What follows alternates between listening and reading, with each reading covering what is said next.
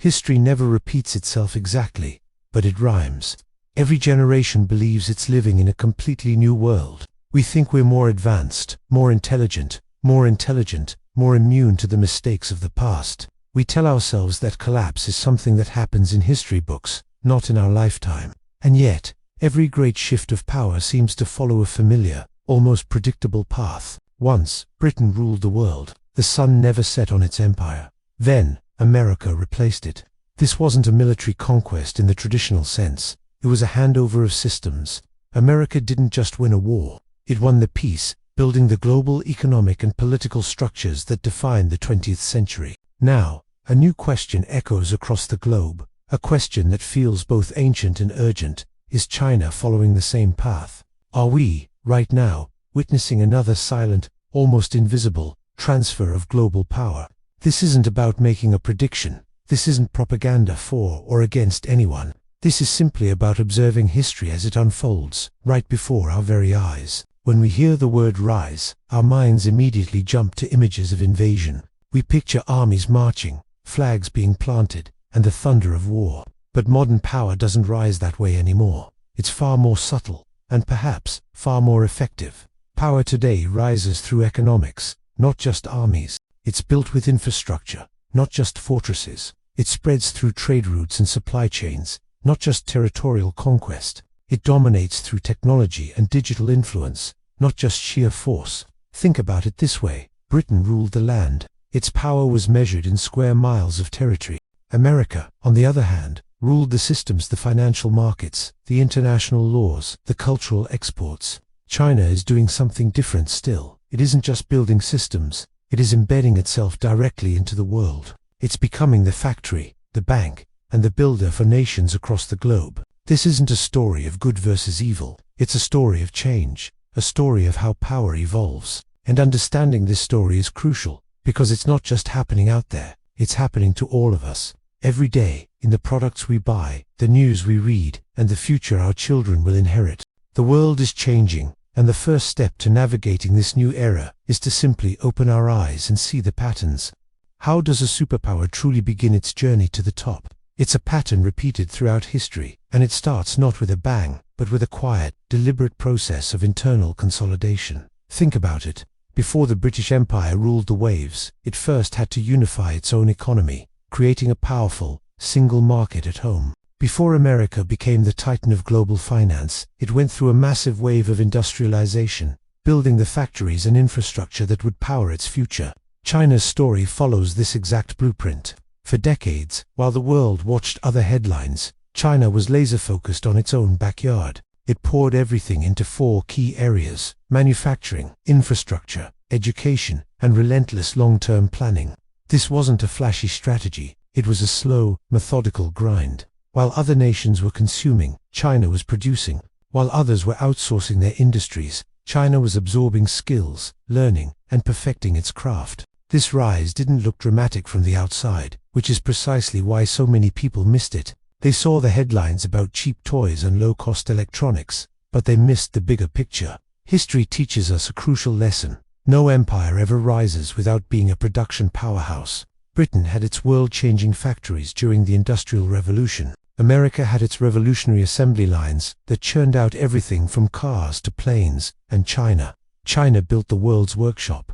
It wasn't just about factories. It was about creating an entire ecosystem. Massive ports that can handle more cargo than anywhere else on Earth. High-speed railways that crisscross the country, connecting every industrial hub. Intricate supply chains that can deliver components and finished goods with incredible efficiency. At first, the world saw China as just a source of cheap labor. But here's the secret. Cheap labor, when combined with unprecedented scale and strategic planning, transforms into industrial dominance. Slowly but surely, global trade started to reorient itself. One by one, industries found that they couldn't compete with the efficiency and scale of Chinese production. And soon, a quiet dependency began to form. From the phone in your pocket to the parts in your car, the world began to rely on China. And in the game of global power, dependency is the ultimate leverage. The workshop of the world had woken up, and the foundations it laid down internally are now shaking the world externally.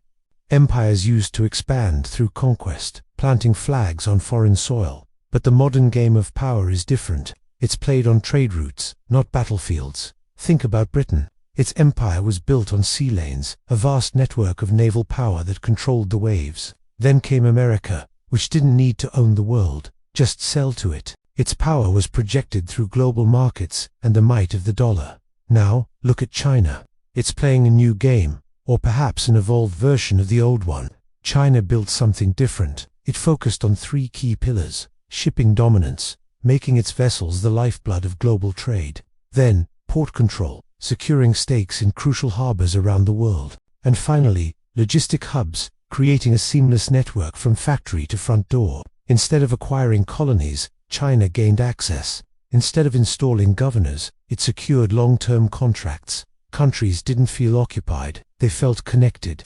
And let's be honest, connection is a much harder force to resist than occupation. You welcome a new highway. You fight against a foreign army. Britain's empire eventually crumbled under the immense cost of direct control. Maintaining armies, suppressing rebellions, administering vast territories, it was unsustainable. China studied this history very, very carefully. They understood that direct rule is incredibly expensive, and military occupation almost always breeds resistance. So, China avoided that classic mistake. Its strategy is one of influence, not force. It focuses on infrastructure financing, offering loans for projects that other nations desperately need. These aren't gifts. They're long-term loans that create deep, lasting financial ties. And it builds strategic partnerships, weaving a web of economic interdependence. This approach is brilliant in its subtlety. Its influence without the burden of direct responsibility. It's a form of control without the high visibility of military bases and colonial flags. China looked at the fall of past empires, took detailed notes, and designed a 21st century model for global power. It's a lesson learned directly from the pages of history, rewritten for a modern age. Empires once built forts to project their power. Today, modern powers build something far more influential: roads, ports, and vast digital networks. Take a look at China's strategy. When China builds infrastructure in another country, trade inevitably follows. As trade grows, a form of dependency starts to form. And as this dependency deepens, so does China's influence. Think about it. A country that is deeply tied into your infrastructure network can't just walk away easily. Their economy, their logistics, their future becomes intertwined with yours. This is a fundamental shift in how global power works. The British Empire once ruled by sheer force.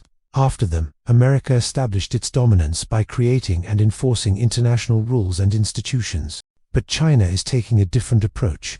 You could say China rules by necessity. By providing essential infrastructure that developing nations desperately need, it creates a powerful, lasting bond. You'll notice that China rarely makes grand declarations of dominance. It doesn't loudly claim to rule the world. Instead, you hear one phrase repeated over and over again: mutual development. This choice of words is very intentional.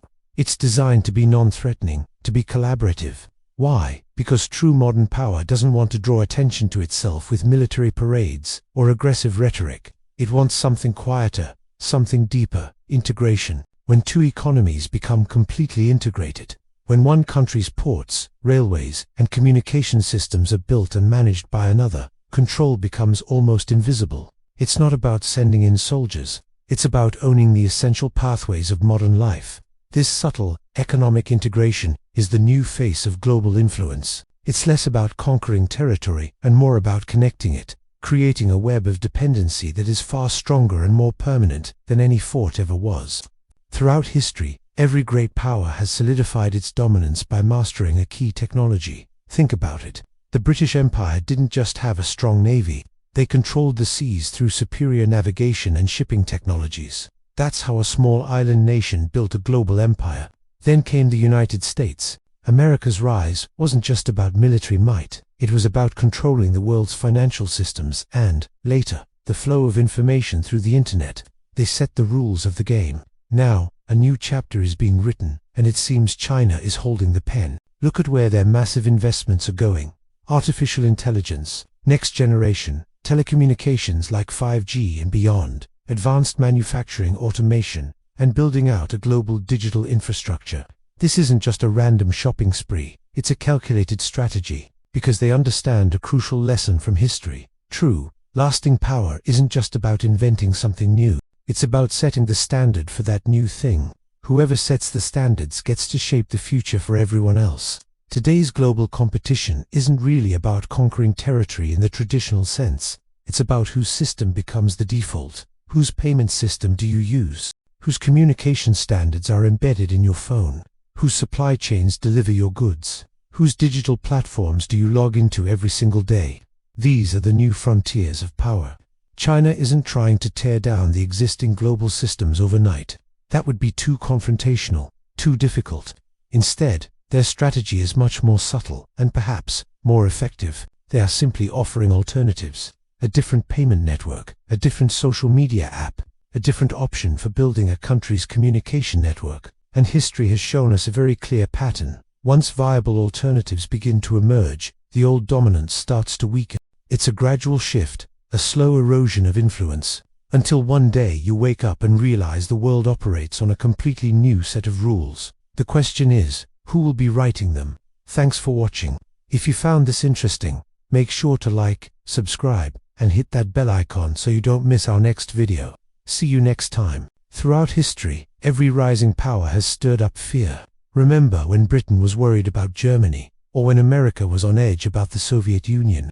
Today, it's China's turn in the spotlight, and its rise is making a lot of countries nervous. But here's the thing, this isn't about aggression, it's about persistence. The world isn't really split by ideology like it used to be. Now, it's all about alignment, and alignments change very slowly. China isn't trying to export a revolution. Instead, it's exporting something much more practical: infrastructure. Think about it. China isn't aggressively pushing its ideology. It's creating economic gravity. Countries naturally start to orbit a power that benefits them. This is how influence can grow quietly and steadily, without ever firing a single shot. It's a new kind of power play, and it's reshaping our world. Have you ever noticed how history seems to rhyme? There's a pattern, a playbook for how a nation becomes a global superpower. It starts with internal consolidation, getting your own house in order.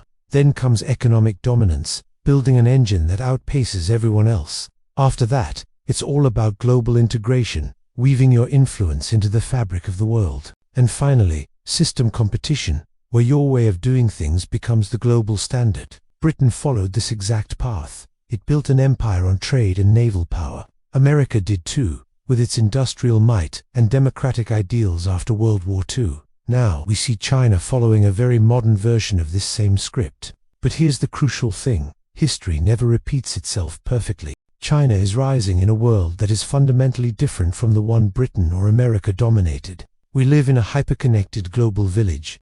Information travels instantly, for better or for worse. Economies are so deeply intertwined that one country's sneeze can give the whole world a cold. This intense connectivity makes achieving old-school dominance much harder, but certainly not impossible.